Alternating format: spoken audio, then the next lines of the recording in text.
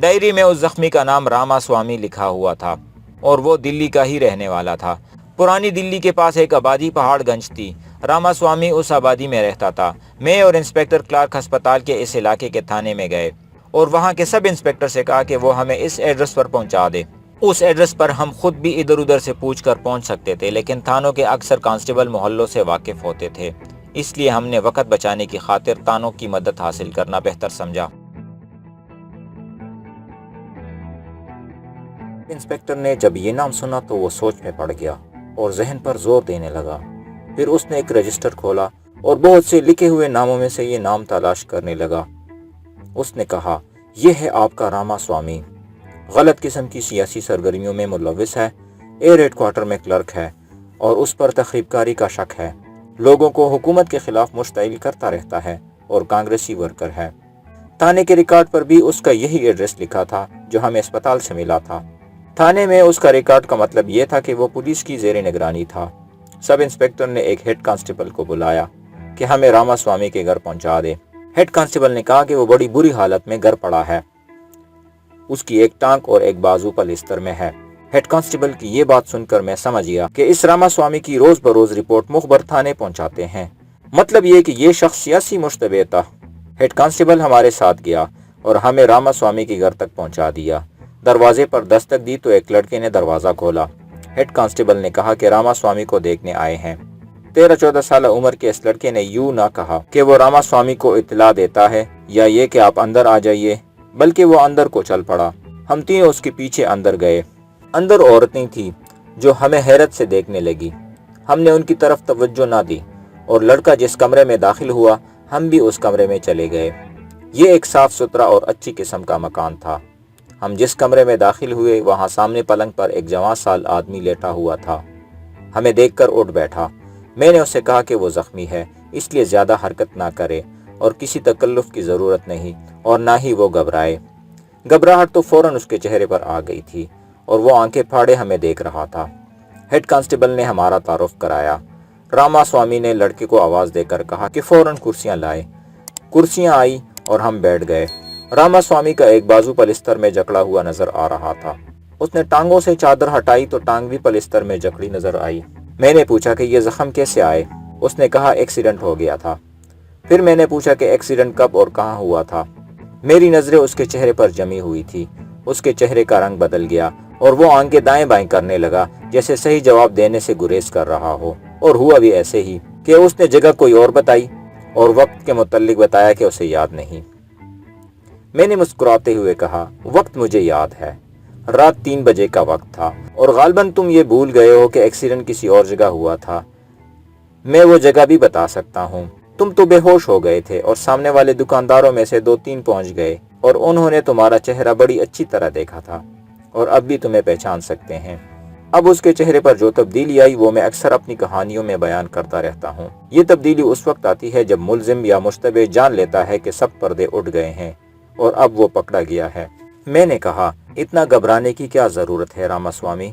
कह दो कि तुम्हारे सर को इतनी चोट आई है कि तुम्हारी यादाश्त बहुत कमजोर हो गई है, लेकिन हम अस्पताल से हो आए हैं और जिन डॉक्टरों ने तुम्हारा इलाज किया है उनसे पूरी रिपोर्ट ले आए हैं। तुम्हारा दिमाग बिल्कुल सही हालत में है। उसने जरा कांपती हुई आवाज में पूछा, आखिर बात क्या है? एक्सीडेंट मेरी गलती से तो नहीं हुआ था, आप कैसी इंक्वायरी कर रहे हैं? हमें दरअसल दिलचस्पी उसके मोटरसाइकिल के टायरों के साथ थी। अगर टायर सही और बेहतर हालत में थे तो इस शख्स के साथ हमारा कोई ताल्लुक नहीं था। मैंने सोचा कि पहले उसके टायर देख लिए जाए। उसके सवाल का जवाब दिए बगैर उससे पूछा कि उसका मोटरसाइकिल कहाँ है। उसने बताया कि मोटरसाइकिल को बहुत ही नुकसान पहुंचा है और घर में पड़ा है। मैंने कहा कि मैं मोटरसाइकिल देखना चाहता हूँ। वो खुद उठने लगा तो मैंने उसे रोक दिया और कहा कि वो अपने आप पर जबर ना करे, लड़के को बता दे कि हमें मोटरसाइकिल तक ले जाएं। उसने लड़के को आवाज देकर बुलाया कि हमें मोटरसाइकिल दिखा दें। हम लड़के के साथ गए तो सामने एक बरामदे के कोने में दीवार के साथ उस जमाने का बड़ा मोटरसाइकिल ट्रिम्फ खड़ा था। वाकई उसे बहुत नुकसान पहुंचा था। मैंने सबसे पहले टायर देखे। पिछला टायर तो जरा अच्छी हालत में था, लेकिन अगला टायर ज्यादा घिस गया था। उस पर हाथ फेरा तो उस जगह हाथ रुक गया जहां से टायर एक साइड से जरा पटा हुआ था और बाहर से ही पता चल जाता था कि उसके अंदर टायर का टुकड़ा रखा हुआ है। जरा सा भी शक ना रहा कि एएसआई अब्दुल रशीद ने जो निशान रेसकोर्स के बाहर देखा था ये उसी टायर का ही निशान है। یہ نشان ٹائر کے ذرا بائیں طرف تھا۔ راما سوامی کے کمرے میں جا کر اس کے پاس بیٹھتے ہوئے میں نے کہا، راما سوامی، ہم تم پر کوئی سنگین الزام عائد نہیں کریں گے۔ ہمارے 2-3 سوالوں کا جواب دے کر ہمیں مطمئن کر دو اور ہم تمہارا شکریہ ادا کر کے چلے جائیں گے۔ پہلا سوال یہ ہے کہ تم نے ایکسیڈنٹ کی جگہ کیوں غلط بتائی تھی؟ دوسرا سوال کہ تم نے یہ کیوں کہا تھا کہ وقت کا کچھ پتہ نہیں؟ تیسرا سوال یہ ہے کہ تم رات کے اس وقت ریس کورس کے اس طرف کیوں گئے تھے؟ تم ریس کورس کے جنگلے کے ساتھ ساتھ کچھ دور تک گئے اور وہاں سے موٹر سائیکل گھما کر واپس سڑک پر آئے اور ایکسیڈنٹ ہو گیا تھا۔ ہمیں تسلی بخش جواب دے کر ہمیں رخصت کر دو۔ اس نے ہکلاتے ہوئے کہا، یہ صحیح ہے کہ میرے سر کو چوٹ آئی تھی اور میں ہوش میں آنے کے کچھ دیر بعد تک مجھے کچھ بھی یاد نہیں رہا تھا، نہ جگہ کا خیال رہا نہ وقت کا۔ اس کے بعد میرا دماغ صحیح کام کرنے لگا تھا، لیکن جگہ اور وقت میرے دماغ میں سے شاید نکل گئے تھے۔ اس کی ہکلاہٹ اور پھر سوچ سوچ کر الفاظ نکالنا اور کوئی لفظ نکال کر پھر نگلنا اور پھر اس کے چہرے کے اتار چڑھاؤ سے پتہ چلتا تھا کہ یہ جھوٹ بولنے کی ناکام کوشش کر رہا ہے۔ اس سے کوئی بات بن نہیں رہی تھی۔ اس نے پہلی بار پولیس انسپکٹر دیکھے تھے، لیکن ہم نے سینکڑوں مرتبہ اس جیسے مشتبہ اور ملزم اپنے ہاتھوں سے گزارے تھے۔ میرے ذہن میں یہ ایک نیا معمہ پیدا ہو گیا تھا کہ اس شخص کا مقتولہ روبینہ کے ساتھ کیا تعلق ہو سکتا ہے۔ ہم اتنی تفتیش کر چکے تھے اور تفتیش بھی ان افراد سے کی تھی جن کا براہ راست بڑا ہی قریبی تعلق مقتولہ کے ساتھ تھا۔ ان میں سے کسی نے راما سوامی کا اشارہ تک نہیں دیا تھا۔ ایک خیال یہ آیا کہ اس کا دوستانہ ولسن کے ساتھ ہوگا اور ولسن کے کہنے پر اس نے روبینہ کو قتل کیا ہوگا۔ یہ تو تانے سے پتہ چل گیا تھا کہ راما سوامی تخریبی قسم کا کانگریسی ہندو ہے۔ یہ لوگ مسلمانوں کے جانی دشمن تھے، جیسے اب بھی ہے۔ ولسن نے اسے بتایا ہوگا کہ ایک عیسائی لڑکی مسلمان ہو گئی اور اسے اپنے مذہب میں لانے کی وہ پوری کوشش کر چکا ہے۔ راما سوامی جیسے لوگ عقل سے نہیں جذبات کے زور پر سوچا کرتے ہیں۔ اس نے یہی فیصلہ کیا ہوگا کہ اس لڑکی کو مار ہی ڈالا جائے۔ راما سوامی ہمارے کسی اور سوال کا بھی تسلی بخش جواب نہ دے سکا، بلکہ اس کی حالت بگڑتی ہی چلی گئی اور یہاں تک پہنچ گئی کہ وہ بولنا چاہتا تھا تو زبان اس کا ساتھ ہی نہیں دیتی تھی۔ میں اس کی موجودگی میں انسپکٹر کلارک کے ساتھ کوئی بات اور صلاح مشورہ نہیں کر سکتا تھا۔ وہ اپنے طور پر اور میں اپنے طور پر سوچ رہے تھے کہ ہمارا اگلا قدم کیا ہوگا۔ میں نے سوچا ہو سکتا ہے یہ روبینہ کے قتل میں ملوث نہ ہو، لیکن اس نے کوئی نہ کوئی جرم ضرور کیا تھا جسے وہ چھپانے کی کوشش کر رہا تھا۔ میں نے انسپکٹر کلارک سے کہا کہ اس کے گھر کی تلاشی لے لیتے ہیں۔ تھانے کا ہیڈ کانسٹیبل ابھی وہیں تھا اور اس نے بھی راما سوامی سے کہا تھا کہ وہ صحیح بات بتا دے اور اس سے کچھ فائدہ مل جائے گا، لیکن اب وہ کسی بات کا جواب نہیں دیتا تھا، بلکہ آنکھیں پاڑے ہر کسی کی طرف دیکھتا اور اس کے چہرے کا رنگ لاش جیسا ہو گیا تھا۔ میں نے ہیڈ کانسٹیبل سے کہا کہ باہر جا کر کوئی 2 آدمی تلاشی کے گواہوں کے طور پر لے آئے۔ ہیڈ کانسٹیبل باہر نکلا تو راما سوامی ہندوؤں کی طرح ہاتھ جوڑ کر ہماری منتیں کرنے لگا کہ خانہ تلاشی نہ ہو اور اگر کرنی ہے تو باہر کے آدمی نہ بلائے جائیں۔ میں نے اسے کہا کہ وہ ہمیں پریشان کر رہا ہے اور ہم اس کی عزت و آبرو اور اس کی تکلیف کا ذرا سا بھی لحاظ نہیں کریں گے۔ ہیڈ کانسٹیبل 2 آدمیوں کے ساتھ اندر آ گیا۔ ہم نے راما سوامی کو اٹھایا، وہ لاٹھی کے سہارے چل سکتا تھا۔ اس سے کہا کہ کوئی مشکوک اور غیر قانونی چیز گھر میں ہے تو وہ خود ہی برآمد کروا دے، ورنہ ہم ایک ایک ٹرنک اور سوٹ کیس میں سے ہر چیز نکال کر باہر پھینکیں گے اور بڑی ہی باریکی سے تلاشی لیں گے اور ہمارا طریقہ توہین آمیز ہوگا۔ اسے تو چپ لگ گئی تھی اور وہ کسی بات کا جواب دیتا ہی نہیں تھا۔ انسپکٹر کلارک نے بڑے غصے سے کہا کہ اس سے مت پوچھو اور تلاشی لو۔ وہ خود بھی میرے ساتھ ہو گیا اور ہم دونوں نے تلاشی لینی شروع کر دی۔ ٹرنک، اٹیچی کیس وغیرہ کھول کر دیکھیں اور ایک لوہے کی الماری جو مقفل تھی کھلوائی۔ اس میں پامفلٹ اور کتابیں پڑی ہوئی تھی۔ پامفلٹ دیکھے تو یہ 500-600 تھے۔ اس کا عنوان تھا بھارت ماتا آزاد کیسے ہو۔ میں نے اس کی ورگردانی کر کے کسی صفحے پر 2-4 فقرے پڑھے تو وہ ایک اشتعال انگیز تحریر تھی جس میں لوگوں کو بھڑکایا گیا تھا کہ انگریزوں کو قتل کیے بغیر بھارت ماتا آزاد نہیں ہو سکتی۔ اسی الماری میں سے ایک .22 پستول برآمد ہوا اور ایک ریوالور .38 نکلا اور 4 لمبے خنجر برآمد ہوئے۔ سائز اور ساخت کے لحاظ سے یہ خنجر بھی غیر قانونی تھے۔ میں نے گواہوں کے سامنے راما سوامی سے پوچھا کہ اس کے پاس اس پستول اور ریوالور کے لائسنس ہے؟ اس نے نفی میں سر ہلا کر جواب دیا، نہیں۔ ایک سٹور سے 21 برچیاں برآمد ہوئی جن کی انیاں بڑی ہی تیز کی ہوئی تھی اور 10 لاٹیاں بھی ملی جن کے نیچے سیسا بھرا ہوا تھا۔ ہم نے بڑی ہی باریکی سے اس گھر کی تلاشی لی۔ یہ تو بڑا ہی خطرناک گھر تھا۔ اتنے میں راما سوامی کا باپ آ گیا۔ پہلے وہ گھر نہیں تھا۔ اس نے گھر کی حالت دیکھی اور برآمد کیا ہوا اسلحہ، برچیاں اور لاٹھیاں دیکھی تو راما سوامی کو لان تان شروع کر دی۔ وہ کہہ رہا تھا کہ اسے عرصے سے منع کر رہا تھا کہ ان حرکتوں سے باز آ جاؤ، لیکن یہ نہیں مانا۔ میں جان گیا کہ راما سوامی کس ٹائپ کا آدمی ہے۔ آپ کو شاید معلوم ہوگا کہ ہندوؤں نے 1946 میں خانہ جنگی کا اہتمام کر لیا تھا۔ اس کی ہدایت کاری مہاتما گاندھی نے کی تھی۔ ان ہندوؤں کا ارادہ یہ تھا کہ مسلمان پاکستان کے مطالبے سے دستبردار نہ ہوئے تو ان کے خلاف باقاعدہ جنگ لڑی جائے گی۔ ہندوؤں نے اپنے گھروں میں لاٹیاں اور برچیاں اور تلواریں رکھ لی تھی۔ راما سوامی جیسے کچھ نوجوان خود ہی لیڈر بن گئے تھے اور انہوں نے گھروں میں برچیاں اور لاٹیاں ذخیرہ کر لی تھی۔ میں جب مشیر نامہ یعنی برآمدگی کی تحریر لکھ رہا تھا تو ہیڈ کانسٹیبل وہ پمفلٹ پڑھنے لگا جو سینکڑوں کی تعداد میں برآمد ہوا تھا۔ اس نے ایک صفحہ میرے آگے کیا۔ میں نے لکھنا چھوڑ کر وہ صفحہ دیکھا تو اس میں سبھاش چندر بوس کا نام تھا اور لوگوں کو تلقین کی گئی تھی کہ سبھاش چندر بوس کی پیروی کرے۔ اس آدمی نے ہندوستانیوں کی ایک فوج انڈین نیشنل آرمی کے نام سے بنائی تھی۔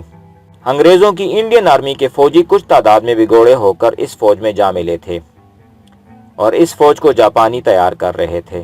میں پوری تفصیلات میں نہیں جا رہا۔ میں یہی بتا دیتا ہوں کہ راما سوامی جاپانیوں اور سبھاش چندر بوس کی بنائی ہوئی فوج کا کارندہ تھا اور اس کے لیے جاسوسی بھی کرتا تھا۔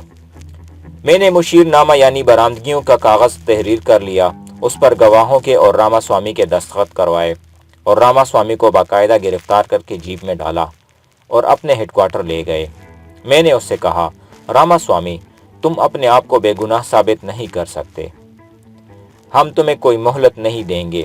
اقبالی جرم کر لو ورنہ آج ہی ڈاکٹر کو بلوا کر تمہارے یہ پلستر کٹوا کر اتار دیے جائیں گے، اور تمہارے زخم خراب ہوتے ہیں تو ہونے دے، آخر تمہاری ٹانگ کاٹنی پڑے گی اور بازو بھی شاید کٹ جائے، کوئی بھی قانون ہمیں پکڑ نہیں سکتا، اپنا انجام سوچ لو۔ انسپکٹر کلارک نے بڑے ہی غصے سے کہا، اس سے کیوں پوچھتے ہو؟ میں ابھی فون کر کے سرجن کو بلا لیتا ہوں کہ اس کا پلستر کاٹ دے۔ راما سوامی آخر ہندو تھا، اس کی روایتی بزدلی اس پر غالب آ گئی۔ اس نے جو مشن بنا رکھا تھا وہ محض جذباتی تھا اور اس کے پیچھے نہ عقل کام کر رہی تھی نہ کوئی پلان تھا۔ کچھ ہی دیر بعد اس نے ہتھیار ڈال دیے اور ہاتھ جوڑ کر کہا کہ اس کی جسمانی حالت پر رحم کیا جائے اور وہ سب کچھ بتا دے گا۔ اس نے بڑا ہی لمبا بیان دیا تھا جو مختصراً یوں تھا کہ وہ جاپانیوں کا باقاعدہ جاسوس تو نہیں تھا لیکن ایک جاسوس کے ساتھ اس کا رابطہ تھا جسے وہ معلومات فراہم کرتا رہتا تھا۔ اس کی زیادہ تر زمین دوست سرگرمیاں سبھاش چندر بوس کی INA کے لیے تھی۔ نوجوانوں کو وہ اس فوج کے لیے تیار کرتا رہتا تھا اور کوئی اکیلا دو کیلا فوجی مل جائے تو اسے بھی قائل کرتا تھا کہ فوج سے بھاگ کر INA میں شامل ہو جائے۔ اس نے ان سرگرمیوں کی تفصیل بتائی۔ انسپکٹر کلارک نے اس سے پوچھا کہ وہ اپنے جاسوس ساتھی کو جو معلومات دیتا تھا وہ کہاں سے حاصل کرتا تھا۔ اس نے بتایا کہ ایک تو وہ خود ہیڈ کوارٹر میں تھا اور وہاں سے کوئی نہ کوئی راز کی بات مل جاتی تھی، اور پھر مارتھا جس کے ساتھ اس کا بڑا گہرا رابطہ رہتا تھا، وہ بڑے اہم اور نازک شعبے کے ڈائریکٹر کی سٹینو تھی، اس لیے اسے بڑی قیمتی باتیں معلوم ہوتی رہتی تھی جو وہ راما سوامی کو بتا دیتی تھی۔ اس کی بھی تفصیلات سنائیے۔ اس سے یہ ثابت ہو گیا تھا کہ راما سوامی جاپانیوں کا اور سبھاش چندر بوس کا باقاعدہ جاسوس تھا اور ہندوستان میں جاپانیوں کے 5th کالم کا کام کر رہا تھا۔ میں نے کہا، باقی باتیں پھر سنیں گے۔ روبینہ کے قتل کی بات بتا دو۔ ہمیں معلوم ہے کہ تم اس کے قتل میں ملوث ہو۔ اسے کیوں اور کس طرح قتل کیا گیا تھا؟ اس نے سنایا کہ مارتا نے ایک تو اپنا مذہب چھوڑا اور مسلمان ہو گئی، اور پھر اس نے راما سوامی کو صاف الفاظ میں بتا دیا کہ اب وہ اس کے لیے جاسوسی کا ذرا سا بھی کام نہیں کرے گی۔ راما سوامی نے اسے بہت سمجھایا لیکن وہ اپنے انکار پر قائم رہی۔ اس نے کہا کہ وہ جب عیسائیت میں تھی تو اور بات تھی، لیکن اب وہ مسلمان ہو گئی ہے، اس لیے کوئی ایسی ویسی بات یا حرکت نہیں کرے گی۔ راما سوامی کو ایک غصہ تو یہ تھا کہ روبینہ نے جاسوسی سے انکار کر دیا تھا، اور دوسرا یہ کہ وہ مسلمان ہو گئی تھی، اور تیسرا یہ کہ اس نے روبینہ کو خاصا روپیہ پیسہ دیا تھا جو جاسوسی کی اجرت تھی، اور سب سے بڑا باعث قتل کا یہ بنا کہ راما سوامی کو خطرہ محسوس ہونے لگا تھا کہ روبینہ کسی بھی وقت اسے پکڑوا دے گی۔ اس نے اپنے 2 دوستوں کے ساتھ بات کی۔ دوستوں نے قتل کا مشورہ دیا جو انہوں نے طے کر لیا۔ راما سوامی کو معلوم تھا کہ روبینہ ہفتے کی شام گھر آیا کرتی ہے اور اتوار کی شام واپس چلی جاتی ہے۔ قتل کی شام راما سوامی ایک جگہ روبینہ کے انتظار میں کھڑا رہا۔ روبینہ گھر سے نکلی اور جب سڑک پر تانگے کا انتظار میں رکی تو راماسوامی اس کے پاس آیا اور بہلا پسلا کر اپنے ساتھ لے گیا۔ اس نے روبینہ کو دھوکہ یہ دیا تھا کہ وہ اس کے ساتھ چلے، اس کے 2 دوستوں کی موجودگی میں حلفیاں وعدہ دے کہ وہ اس کا راز فاش نہیں کرے گی۔ روبینہ اس کی باتوں میں آ گئی اور اس کے ساتھ ایک ایسے دوست کے گھر چلی گئی جو 2 کمروں کے ایک مکان میں اکیلا رہتا تھا۔ وہاں ایک اور دوست بھی آیا بیٹھا تھا۔ 22 پستول راماسوامی کی جیب میں تھا۔ تینوں دوستوں نے آخری بار باری باری روبینہ کو قائل کرنے کی کوشش کی کہ وہ انہیں پہلی کی طرح انفارمیشن دیتی رہا کرے، لیکن روبینہ نے صاف انکار کر دیا۔ راماسوامی اس کے پیچھے کھڑا تھا۔ اس نے پستول نکالا اور روبینہ کی ایک کن پٹی پر رکھ کر گولی چلا دی۔